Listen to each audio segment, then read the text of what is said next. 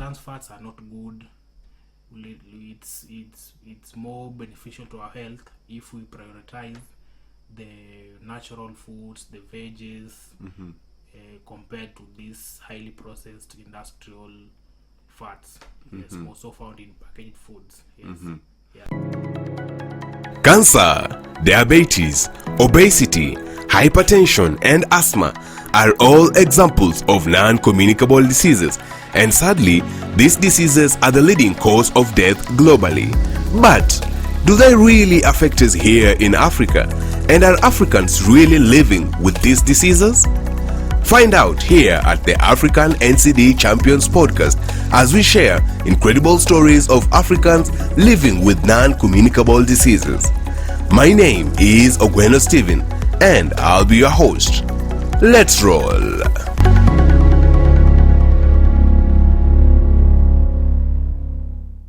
Welcome to another episode of the African NCD Champions Podcast, where we talk to people who have experience, who work in or who live with various non-communicable diseases in a bid to bring awareness on non-communicable diseases, highlight the work that is happening in this important field, and also to get to learn from them on various tips of how to move in the NCD conversation. And today we'll be talking to a digital health advocate who works to improve the health of populations using various digital health platforms. He'll tell us his story, his experiences, but also some of the lessons that we could learn from him. And without further ado, give us an introduction to yourself, who you are, and how you ended up to the digital health space.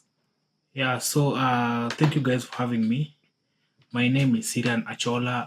As you've said, I'm a digital advocate, and more so dealing with matters health. So I deal in sexual and reproductive health. Then I'm also in the tobacco space and the alcohol space. Yes. Yeah. So, what's your background? Did you always study to be a digital health advocate, or how did you end up coming to this space? So my story is a bit non-conventional.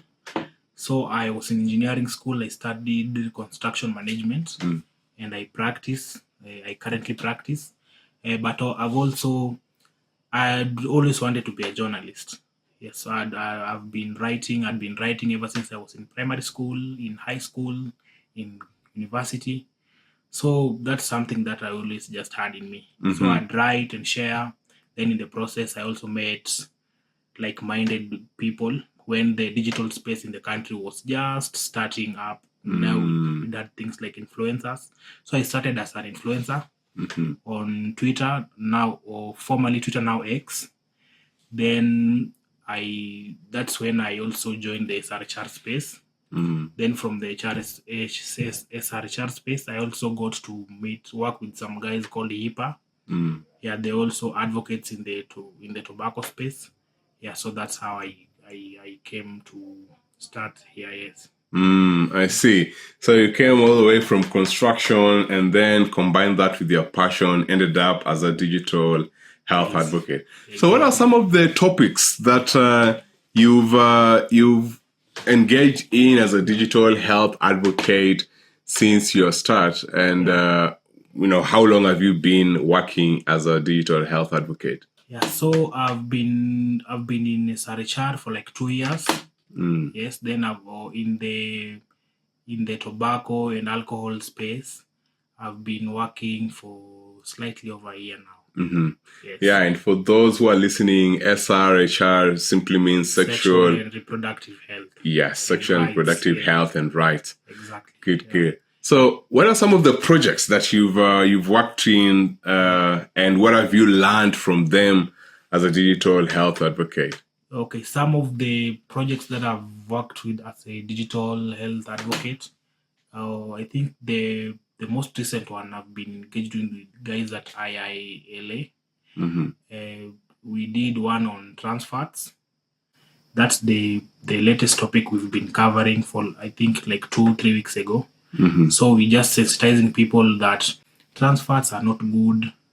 It's more beneficial to our health if we prioritize the natural foods, the veggies, compared to these highly processed industrial fats. Yes, also found in packaged foods. Yes. Yeah. Yeah, I see. And this is work you've been doing under the International Institute of Legislative Affairs. Yes. And what are some of the key tactics? Because we know in the digital health advocacy space, there is a lot of industry interference. Yes. So what are some of those key industry interference that you've seen in your work as a digital health advocate across the different topics that you've been working in? Yeah, so the biggest challenge we were facing, not even from the industry themselves, just regular users of like alcohol. They never take it kindly when you go around preaching, oh, don't take alcohol, reduce on your consumption, stop consuming alcohol. They really don't take it kindly. So, and the most recent one I had, if you are aware on current matters, things happening around the world right now, you know Kenya has had a tough couple of weeks on the finance bill. And the bill had a proposal where they'd hike taxes on alcohol and tobacco products. And people are very mad. Yeah, so we'd go around telling guys, this is not bad. Then they'd be like, hey, we don't want our alcohol to be touched. Yeah, so that's very... I don't think the industry guys will respond to us directly. They see what we do, then they also get the influencers to now counter our messages. So I think the only thing we are beating them is we are very consistent. We make sure that every day we send out at least 5 posts, each of us, so that at least we make sure that our messaging is consistent. Exactly. Yeah. Why should alcohol be taxed? Okay, I wouldn't really want to go into the details, but I think it will be good if we made alcohol not cheap. Yeah, so that like the young guys can be able to afford it easily. Yeah, so I think if it's a little more expensive, then our young guys would probably not afford it, and maybe forgo it altogether. But there's also the other school of thought that says now they'd go to illicit brew. So it's a tough one, to be honest. Yeah. You mentioned in the past that you've had experiences with individuals who use alcohol, and it was one of the reasons why you actually became an advocate, advocating against the use of alcohol. What was that experience like? What's the story behind that? I think we had shared with you the story behind when we were out there. But to our listeners and viewers, so I had one of my favorite, one of the favorite people in my life. Let me just say like that, with a very promising future, an incredible career. Then all of a sudden, we don't really know what happened. They started indulging in alcohol. So it was so bad in the sense that they get the pay.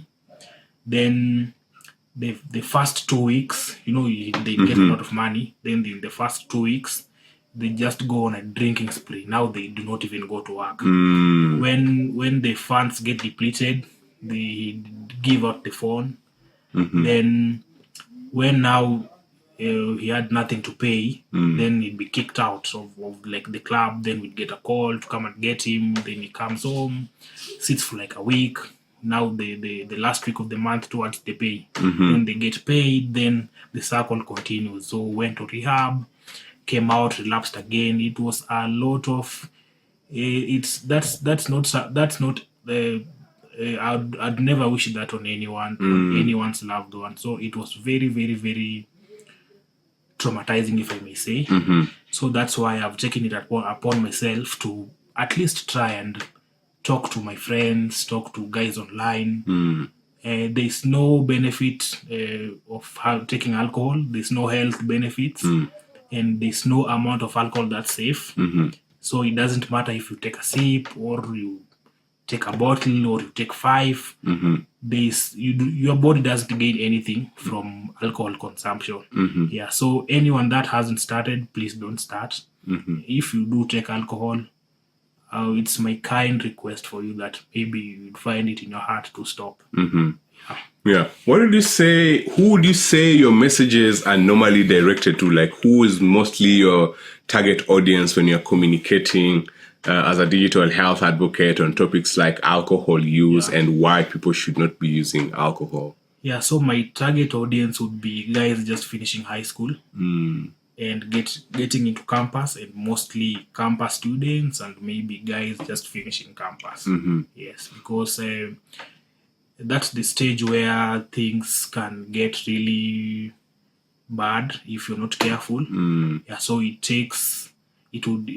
maybe your life would take a completely different turn, and that will not be good for you, for maybe your parents who have high hopes in you.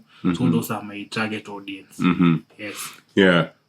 What did you say are some of the challenges you've experienced as a digital health advocate working in this new space of digital health advocacy? The biggest challenge, like I'd say, is people do not take it kindly when you look like you're attacking what they love doing, which is like alcohol and maybe tobacco. Yeah, so that has been a big challenge. Now you get guys attacking you directly, and you even get abused. Some now come to the extent of saying that maybe you yourself you are posting that because you cannot afford to buy the alcohol that you buy. So it's very very unfortunate. Yes. I see. And for those young advocates out there, or young individuals out there who want to become digital health advocates, what are some of the tips that you could give them to get them into the space? Yeah, so I think I'd start by saying that we really need more advocates in this space. There can never be enough advocates. If we get everyone to be an advocate, I think that would even be the best scenario. Yeah, so I think as young people, I know we are tech savvy, so the first thing I'd advise someone to do is maybe just to go online, check out organizations like IILA, what they're doing. Just go on Google and search tobacco control, alcohol. You'll find a lot of information there. Then you can also interact with us online because we always post our content daily, if I may say. Yeah, so if you scroll on X, on Instagram, on your favorite platform, you'd most probably come across some of the posts we've made. Then you can also just reach out directly and we can always work something out. Yes. Yeah. And having said that, what would you see as the next steps when it comes to the digital health advocacy? What did you see as your next steps in this journey as a digital health advocate? So I think my next step is I want to continue learning because there's a lot of information out here. So to be an even better advocate, I have to be as informed as possible. Learn or get to know of all the policies in the space, all the right terms. Like today I learned that you cannot say harmful use of alcohol. If you say that means there's a right use of alcohol. So that's something you cannot say. So just keep on learning, keep on making my content better, keep on creating, keep on meeting incredible guys like you working in the space, network. Yeah, exactly. Yeah.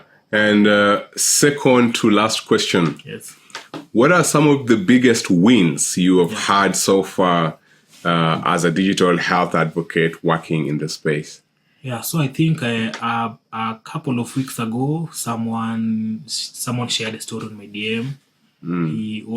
He'd grown up in a household where the dad was an alcoholic, and you know all the bad things that can happen to a family. So the dad would get abusive. Now they even reached a point where they lack the necessary things they need in the house, like the basic needs, because the little money they get, the dad would go to buy alcohol and tobacco. So he was just opening up, saying, by the way, what you guys are doing, it's good. Kindly continue continue working what you do, because some of us out here, we've really experienced firsthand the effects of some of these things you guys are talking about. So I think that's a big win. Also, the finance bill, though it has been revoked, there were some incredible clauses where the taxes were be increased that would push the prices of alcohol and tobacco products on the upward trend. But yeah, something will come up eventually. Yeah. Cool. Last question. What would be your key takeaways that you'd want the viewers or the audience that is going to watch or listen to this to go with? Yeah, so I think alcohol and tobacco are not cool to our young people. There is no benefit you get from use of alcohol or any tobacco products.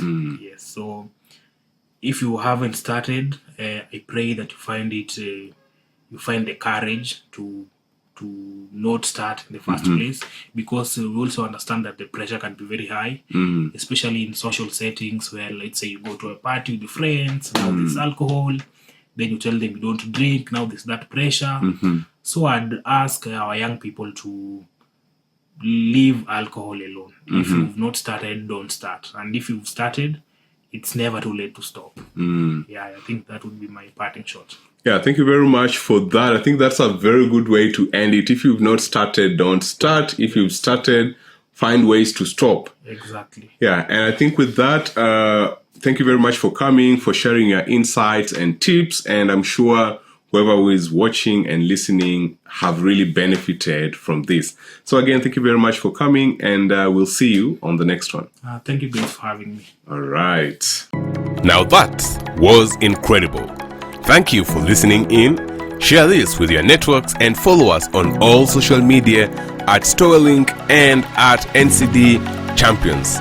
See you on the next one.